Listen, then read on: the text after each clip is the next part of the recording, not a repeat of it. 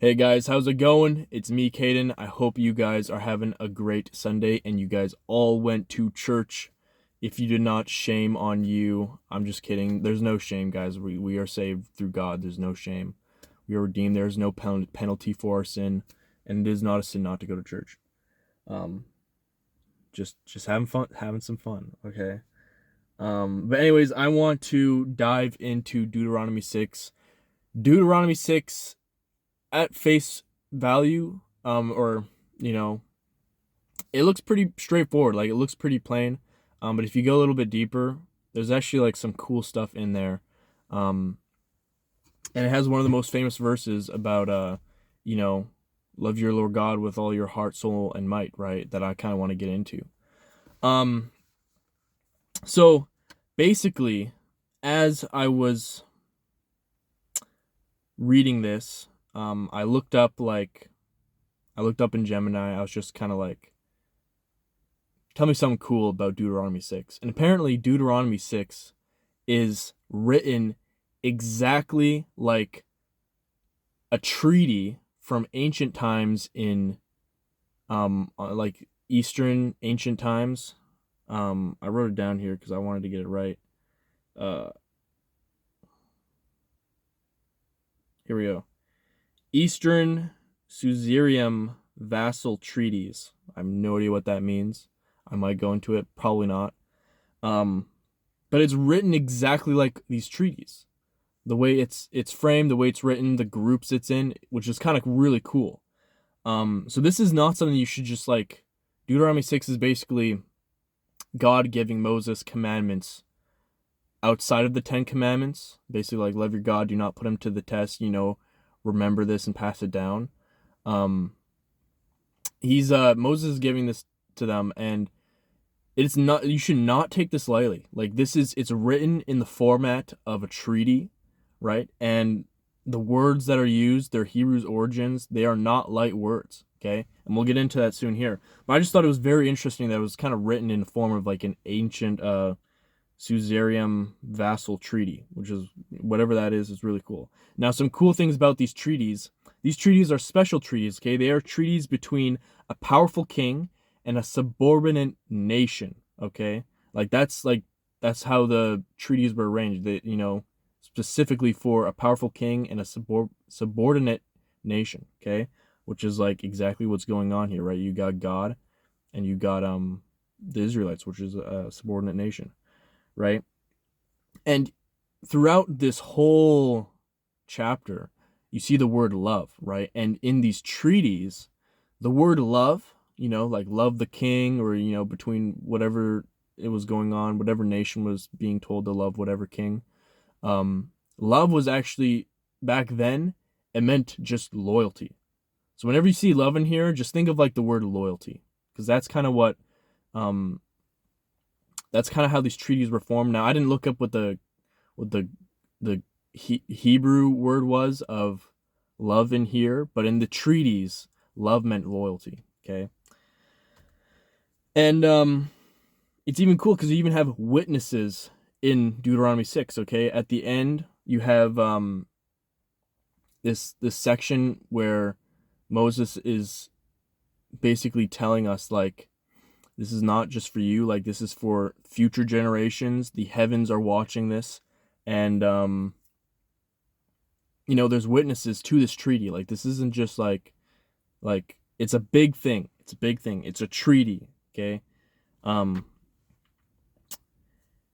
and I had a few questions. Like, I wanted to go into verses 5, heart, soul, and mind, right? Now, when I think of heart, when I think of soul, I think of like kind of like desire, emotions, this kind of ghost that lives in us. But when you look up the Hebrew words of this, they mean something completely different, okay? So, heart in this context in Hebrew means labab, um, which means will, intellect, decision making, and choices. It has nothing to do with emotions. It has nothing to do with your feelings, which is cool. Also pretty like strict. Like pretty practical, I'd say. And a little A little harsh, maybe. Some people would take it that way. The soul, Western times we think of it like as an immaterial ghost, right? But in Hebrew, the word is nefesh, if I'm saying that right, which means entire being, throat, living breath, which means, unified the whole body. Okay, it's not just talking about your soul, like, just this thing inside you. It's like talking about the whole body. Okay, and then might is kind of similar. Nothing too crazy there. But it is sometimes mistranslated, which is I didn't know about this. When I hear the word might, I always thought like very, like very much, right? And it kind of means the same thing in Hebrew, just means muchness, to every capacity, to the full, right? And this is like heavy stuff. Like, this is not light. It's like in your choices, in your will, in your intellect, in your entire body, right? In every capacity, which is like, damn, okay, God, jeez. And we get into another thing I really liked about this chapter was verses 10 to 12, where Moses is telling them that this is not theirs. Like, what they are getting is not theirs. And this just kind of like brought a peace to me. I don't know why it brought a peace to me. Like, there's just this peace knowing that like what we can get in life is not ours. It's like God's, right? Even what we think is ours, like our minds, our personality, our our bodies, like they're not ours. Like, nothing's ours. And this is kind of why I was talking about this with my partner and a while ago. And I was just telling her, like, I hate the your body, your choice. Like, I hate it. And I mean, like, I hate it because it's used for the abortion, and I hate abortion. But also just because, like, our body isn't ours. You should not see your body as yours. You have control over it, but it's not yours, right? Just like how you can have control over, like, a business or over another person, but they're not yours. You could have control over money, but that money's not yours, right? And yeah, and God and Moses is just basically like giving them a warning against the material, against comfort, reminding them like, hey, like, this is not yours. This is all given to you. You did not earn this, right? And it just kind of hit me because it's like I have suffered. Like, when you get something and you get comfortable in that thing, you start to believe like I earned this. Like, it was me that got me this, right? And way back when, like, my first month of sales, I made a bunch of money. And I thought I was like the boss. Like, I made a bunch of money and I was like, this is amazing. And you see my perspective, it changed, at the very start when it was kind of just like, I was all faith-based. It was just like, God, I know what I'm doing. It's going to work. You're going to show up, right? And then it was just kind of like, I saw the success come. I got successful. I got comfortable, and I started to just think like, oh, it's all on me. If I just do more, I'll get more, right? Which is like partly true, but like in my context, that's not what happened, right? And I believe that the wealth that comes in front of me was all me, but it's not all you. Like, you're part of it, but it's not all you, okay? God gives us the ability to get wealth. It's in Dueteronomy 8:18. I haven't gotten there yet, but we're going to be getting there soon. I love this verse, but basically it's remember the Lord your God, for he has given you the ability to get wealth. And wealth in that context in the Hebrew word doesn't mean like money. It's talking about like a very broader wealth. It's talking about like results. So it's more like he has given you the ability to get results, okay? But yeah, anyways, back to Deuteronomy 6. And then 7 to 9. This is where I spent most of my time. In verses 7 to 9, it's Moses basically telling them like a bunch of actions to do to remember this, right? He tells them when you're sitting, when you're walking, when you're laying down, what are the other things? When you're binding, when you're writing, you know, he gives them like a bunch of like commands. These are commands, right? Actions to remember God's word throughout the day, which is, and it's pretty hardcore. Like, imagine like he's telling them to remember God throughout the whole day in everything they do, right? And I was just like, damn, bro, like I just thought like if you just commanded me to remember something, if I was standing and walking and laying down, that would have been enough for me. But he goes beyond that. He goes like, uh, when you're writing, when you're binding, on your door frames, on like physical things, write it down places. I was just like, damn, okay, man, like this is too much for me, right? And it just kind of made me feel like it seems harsh. It seems impossible to do this, like when I think about it, right?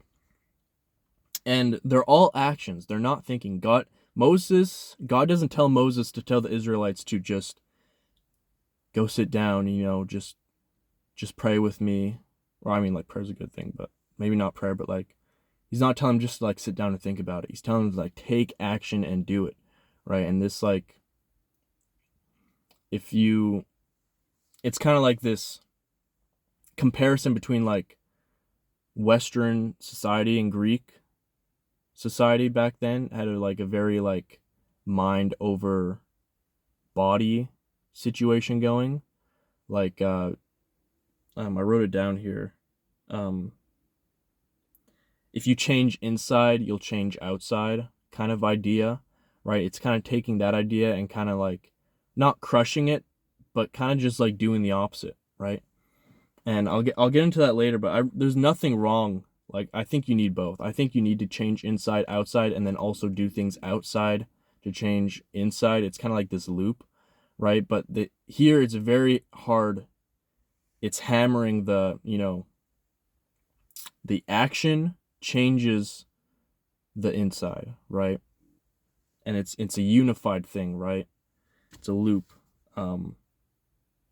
which I thought was very cool. And I was looking into like the neuroplasticity of how it works and the embodied cognition of it, but I won't get into that because that's a whole thing.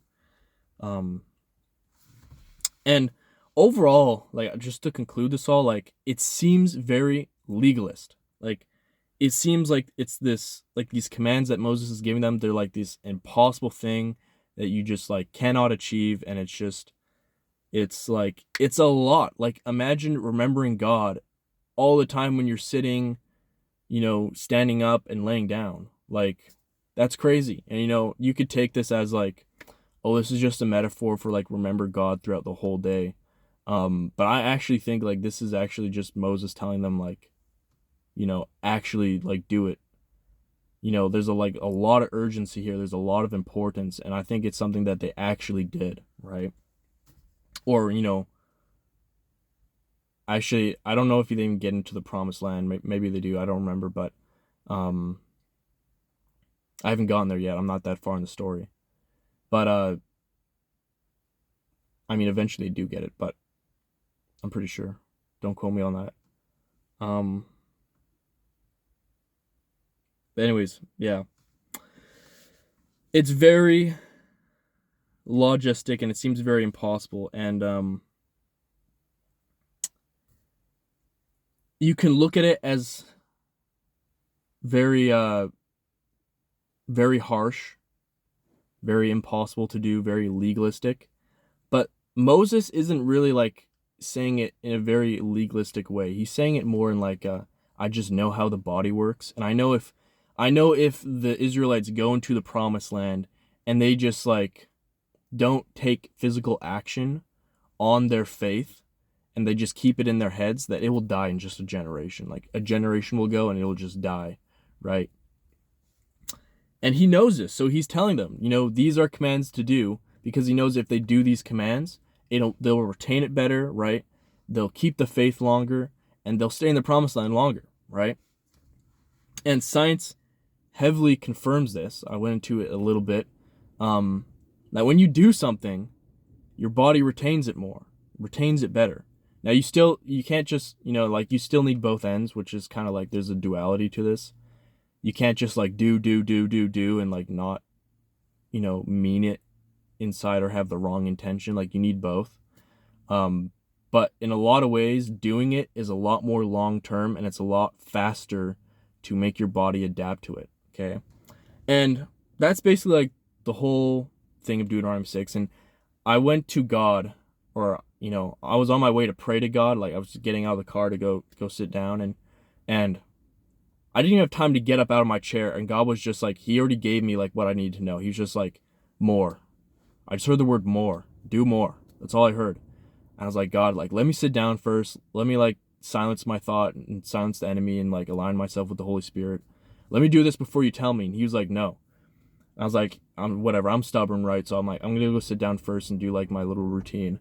And I did my little routine, and God still was just like, do more, right? Behavior, do more, command, and like these like one words, right? But most of it was just do more. And as he was telling me this do more, it wasn't like, normally when you tell someone do more, it almost comes off as like you're not enough, right? And I struggle with I'm not enough. That narrative, like, basically like for like the last like 5 years probably, or maybe even longer. But when he told me do more, it wasn't coming off as like, you're not enough, you need to do more to achieve something. It was more like an invitation. It was more like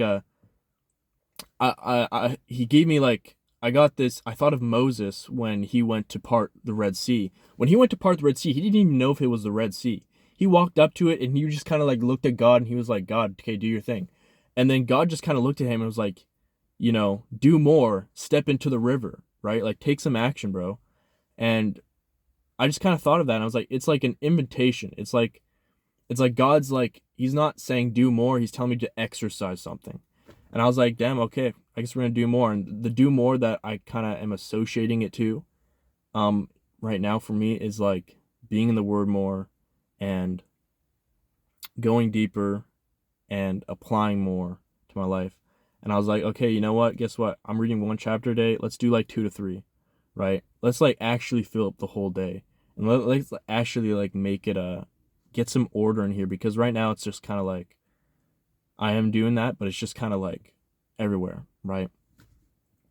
And yeah, he's just calling me into this like do more, and I'm like, okay, you know what? I can do more. I've been thinking about it for like the last 3 days, and he just told me right there, and I was like, okay, I guess we're doing it. So today I'm probably not gonna start doing that today. Today is like my rest day, but I probably am gonna make some sort of like plan, like actual plan for the day, and kind of make like a routine of sorts. I mean, I don't really like, yeah, I'll make some sort of routine, but and then we'll start doing that tomorrow. But that's about it for me. I hope you guys have a great day, and I will see you guys tomorrow. Peace.